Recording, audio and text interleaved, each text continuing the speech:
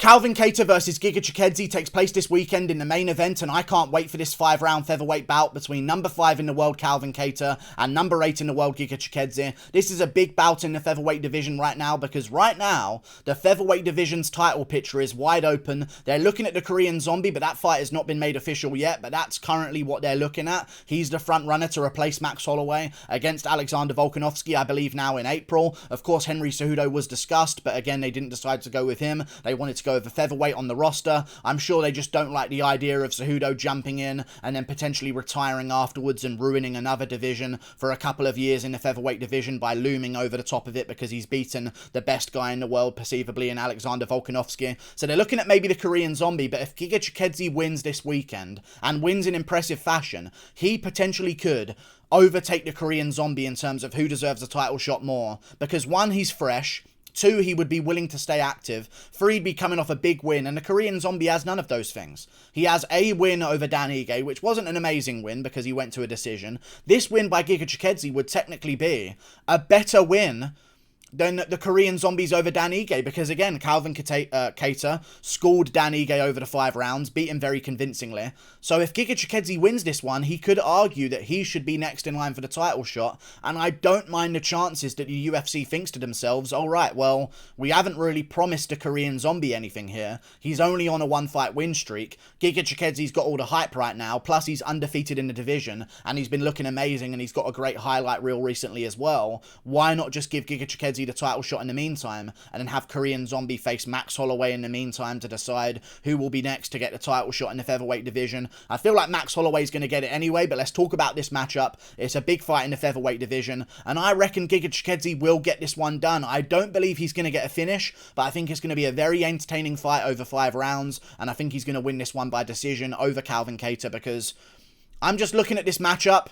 Calvin Kattar, it's really hard to pick him in the first place, and it's extra hard that he's chosen a very tough matchup for himself. If this was an up-and-coming grappler against Calvin Kattar, I wouldn't even mind his chances, because Calvin Kattar, of course, has some of the best takedown defense in the UFC. Never seen anything like it. He refuses to be put on the mat. And if he was taking on a grappler coming up, maybe I could understand him stopping all the takedowns and landing good shots on the feet, but he's got a real tough matchup for himself here. And he's got a tough matchup for himself. But that's not the only reason I don't trust him right now, because if you don't know, which you probably do, Kattar got, let's just say molested. Let's say molested in his last fight against Max Holloway. I feel like his striking defense stat went from 70% to about 50% within one fight against Max Holloway. I mean, it's not good for Calvin Kattar right now. He took a lot of damage last year, which means he's been out for a whole year as well. And that was not just a fight where, oh well, I took my loss, I'll bounce back and get right back in there. That was a fight where you kind of take years off your life, and definitely take a couple of months or a year at least off of your entire career, because Holloway just tuned him up non-stop. Non-stop. Almost every round there was a chance at a finish. He wobbled him multiple times in certain rounds as well. I believe in rounds 2 and 4, he was really badly beating up Calvin Kattar. And fair play to Kattar, he stayed in there for the full distance, took his shots, came back, tried to land big shots on Holloway. Actually did land a couple of big shots on Holloway, even while getting schooled and beaten up. But it's just not a good look. Like, in the featherweight division, I know they don't have massive KO power, but to take that much brain damage, it's like a Brian Ortega situation. He's taken a lot of time off, which I really do like. I wouldn't have liked this if we saw Kattar turn around like 3 months, 4 months later, or even 6 months later. I'm glad he's taken some time off, but this is just on top of all of that damage he just took over the past year, or after a year ago, on top of all the damage he took a year ago, he's taken on Giga Chikadze. A terrible matchup for himself. A guy who kicks very well, which is a massive problem in Calvin Kattar's game. He has added in some kicks here and there, but in terms of his kicking defense, people seem to have always found a lot of success in the kicking game against Calvin Kattar. I mean, even Holloway was throwing more kicks than usual against Calvin Kattar and having a lot of success there as well. Tuned up his kicks in the Volkanovski rematch, had a couple of attempts there, and then sort of used the full capacity of his new arsenal against Calvin Kattar, mixing in elbows as well. But Chikadze's a kicker. He's a really good kicker, and I just rewatched him again on YouTube out-kick Edson Barboza while moving backwards. So It's a very important thing going into this fight. Calvin Kattar has had massive problems in his career with kicks. Now, at one point, there was a sort of understanding that he'd fixed his problem, which I just don't really agree with, because he had that fight with Renato Moicano where he got schooled really badly, and again, beaten up really badly in that fight, took a bunch of damage, took a bunch of brain trauma, but lasted the distance anyway because he's such a tough guy with a great chin. And Moicano was chewing up his legs in that fight, tagging him with kicks all night long, and it really did expose a hole in his game because he was a boxer who couldn't quite deal with the leg kicks because he sits so heavy on that lead leg. Then he sort of analysed it, came back against Chris Fishgold, got a KO there, got a nice KO against Ricardo Lamas, but still took a couple of good leg kicks in that fight as well. And then also had a very good fight with Zabit, where if it was a 5-rounder in a main event, which it should have been, he probably would have beaten Zabit as that fight went on into those later rounds. But then even against Jeremy Stephens, there was an assumption going into that he knows how to deal with kicks now. And even against Jeremy Stephens won the first round against Calvin Kattar. It was a close first round, but Jeremy Stephens outlanded him, landed a lot of shots to the legs. I mean, 42% of everything Jeremy Stephens threw and landed on Calvin Kattar in that first round at least was to the legs. He was chewing up the legs of Calvin Kattar, and I think that Giga Chikadze is going to do the same thing and then start mixing it into the body and mixing it into the head. And I think it's just going to make Calvin Kattar second guess himself with his boxing the entire night long. And on top of that, if that wasn't enough, he's had a year off, and Calvin Kattar has had another problem in his career, which is that he starts extremely slow. Oftentimes in Calvin Kattar's fights, he takes a lot of time to download information, and then he sort of picks it up as the fight goes on, and starts making reads, and starts catching you with big shots. He did this against Shane Burgos, did this against Andre Fili, did this against even Ricardo Lamas as the round went on. He started to find more and more success. Did this against Zabit, did it against Jeremy Stephens in the second round. And when you get a guy that starts fast, even a guy that starts slow traditionally in Max Holloway, was able to just steamroll him in those early rounds and go straight after him. And now you've got a fast starter in Giga Chikadze. And on top of the fact that Kattar is already a slow starter, he's been out for a year. So he's not going to be switched on early anyway. So he's a slow starter who hates dealing with kicks. And on top of the fact that he's a slow starter, he's been out of the cage for a year, so he hasn't been active, so he's going to be an even more slow starter and take a little bit more time to get used to things in that cage. And he's going up against a fast starter in Giga Chikadze with tons of power in his kicks, who's a kicker in general anyway, who's been ridiculously active as well, so he'll be even better at starting faster also. Because he had a great fight before. Giga Chikadze's had some great performances recently, especially against Edson Barboza, but before that, against Cub Swanson, he landed a Giga kick on him, finished him in the first round really easily. Now, Giga Chikadze had a lot of real difficulty early on in his career, which did worry me upon picking him further on. I picked him at the start of his career, and I started thinking to myself, oh, hang on a second. The guy who split decisioned fucking Jamal Emmers, that arguably could have lost that fight if you look at the stats, even though he rocks Jamal Emmers here and there to save himself in those rounds. The guy who went to a split decision with Jamal Emmers is going to beat Edson Barboza. Fat fucking chance he is. I'm not picking him to win. So I picked Edson Barboza, but what I've realised about Giga Chikadze is his stand-up game at the start of his career was so fear-induced. That was the main reason why he couldn't really be successful. Of course, he went on the Contender Series against Austin Springer, was doing good in that fight, but eventually started getting overwhelmed, taken down, beaten up a bit, eventually got submitted in that fight as well by rear naked choke in the third round. After that, he sort of was very hesitant to throw too many great kicks, and he's an amazing kicker. That's the main part of his game, because he was worried about being taken down. He got taken down 3 times by Brandon Davis, got taken down and controlled at certain moments by Jamal Emmers as well. But at the same time, I think his takedown defense has improved so much because the guy hasn't been taken down in his last 5 fights. And people have tried to take him down here and there as well. Of course, Cub Swanson didn't really get a chance because he got immediately destroyed. But he's developed his takedown defense enough to where now he's so confident on the feet to throw anything he wants that we're seeing the real striking game of Giga Chikadze. And I think he's just going to keep getting better and better the more he improves his takedown defense. And Calvin Kattar doesn't really get too many takedowns on people. I mean, how many takedowns has he had in his career? 3?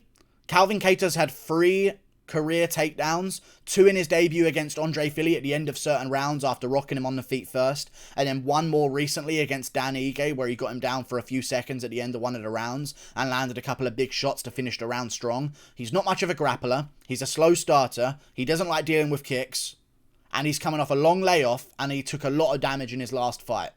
I think you've got to go with Giga Chikadze here, but it's a great matchup. I would not be surprised if maybe Calvin Kattar can land that big shot and change things around. I mean, even against Holloway, and I say this as well, I was watching that Holloway fight, and although people say they were so happy and so, oh my god, Holloway's looking amazing, I was watching that fight as a guy who had money on Holloway and had picked Holloway as well, and a big Holloway fan in general. I was watching that fight and worrying about him as those rounds went on, because in the later rounds, yes, he landed 141 significant strikes, but he also took 34. He took 34 significant strikes off Kattar, 26 in the 5th round as well, and in and out of those moments of Holloway's domination, Kattar was landing massive shots on his chin. Massive shots on his chin, and it's Holloway, so he takes those shots very well. But I don't know if you guys have seen the head shape and jaw shape of Giga Chikadze, but something tells me that this guy is not maybe built to take shots. Just something about the chin. I'm going to look it up right now, just a picture of Giga Chikadze. If you just look at the facial structure of Giga Chikadze, it doesn't scream the words iron jaw. Let's just... You know, he doesn't quite have the traditional chin that you would expect to be made of granite. Now, of course, he could have a great chin. We don't know that yet. We could find that out very soon. Maybe he takes a couple of big shots off Kattar and takes them well.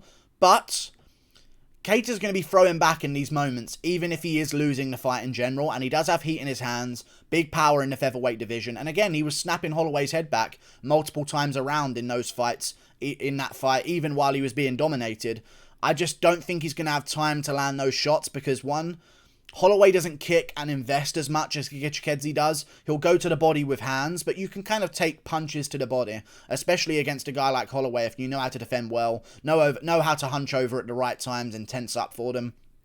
As long as you don't get caught throwing a punch and getting hit in the body at the same time when you're not tensed up, you're probably going to be able to take the body shots of Holloway. Although he's landed probably about hundreds of body shots on his opponents throughout his last few fights, he's rarely ever dropped them with body shots. But Giga Chikadze throws hard as fuck body kicks. Hard leg kicks as well. I think those are going to be the investment shots necessary to make it so Kattar, even if he does have success later on, is not going to be able to capitalize and take over the way he wants to, because Chikadze is going to have already destroyed his legs, destroyed his body. Kattar keeps very high hands. I can see Giga Chikadze using his reach advantage with the arms, throwing a jab out there now and again, keeping Kattar's hands up high, and then sliding in some hard body kicks to the ribs and some hard leg kicks as well to mix it up. And I think that Kattar's just going to be a little bit too late to get into his work. I think maybe he could win the 5th round where Chikadze might just take it off, start to show some signs of slowing down maybe, because again, we've seen Giga Chikadze start to slow down in certain fights in his career.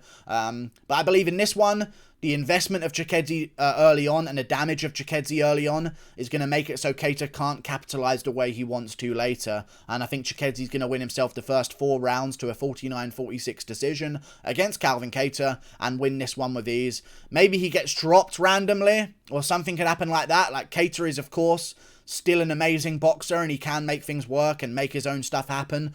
But watching that Edson Barboza fight, man, good luck beating Giga Chikadze. You're going to have to grapple or be Max Holloway and just take any shot that he gives you and pour on the pressure back. But Kattar isn't a pressure guy.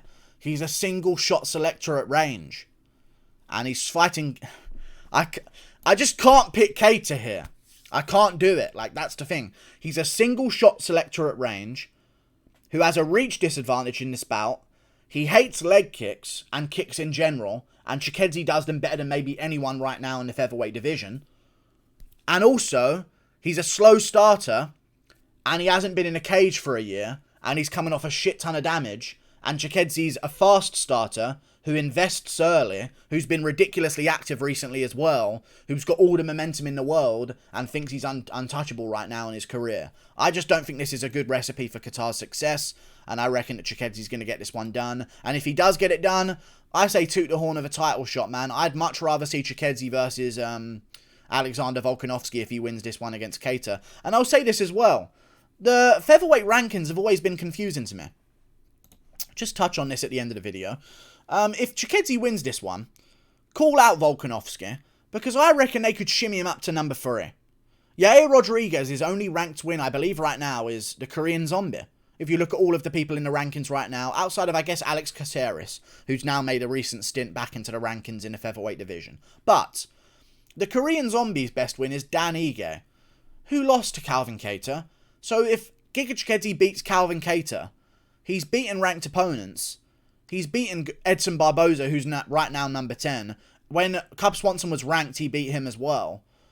I reckon you could be looking at a Giga Chikadze title shot after this, and maybe a Giga Chikadze ranked at number 3 in the division, because Yair Rodriguez is going to be inactive for a while. The Korean Zombie hasn't fought in a while either, and he last fought Dan Ige, which is a good win, but not a great win, let's be real. And also, everyone kind of knows that Barboza beat Ige, so that would mean that Chikadze, in a way, does have another better win than the Korean Zombie.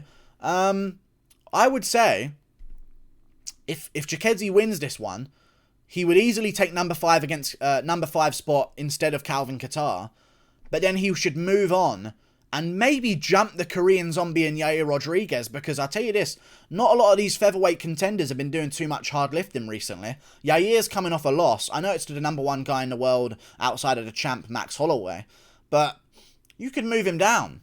What was Yair doing before that? He wasn't racking up wins against top contenders the way Chikadze is now. I think Chikadze should be number 3 after this. At least number 4 above the Korean Zombie if you're going to give Yair points for beating the Korean Zombie in the way he did. So he should at least be number 4 after this win. And I'd say a more justifiable title shot against Volk that I think people will be more interested by. People are kind of annoyed right now because if you're going to choose between a Korean Zombie and Cejudo, you kind of want Cejudo because of the antics in the build-up. If Chikadze wins, I want Chikadze over the Korean Zombie. Korean Zombie's on a 1-fight fucking win streak. There's not much hype there. And if Volk beats Chikadze, which I believe he would because of the takedowns, that would make him even more of a goat of the featherweight division, which he hasn't got yet, but maybe he could in a couple of wins. Like and subscribe. Thank you for watching. I'm going to go Giga Chikadze, 5 rounds, decision, 49-46, takes off the 5th round and just accepts that he's won the fight already and doesn't risk getting in any exchanges with Calvin Kattar. And I think he'll win this one pretty convincingly. Goodbye, Toodle Pip. Click that button up there. See you later.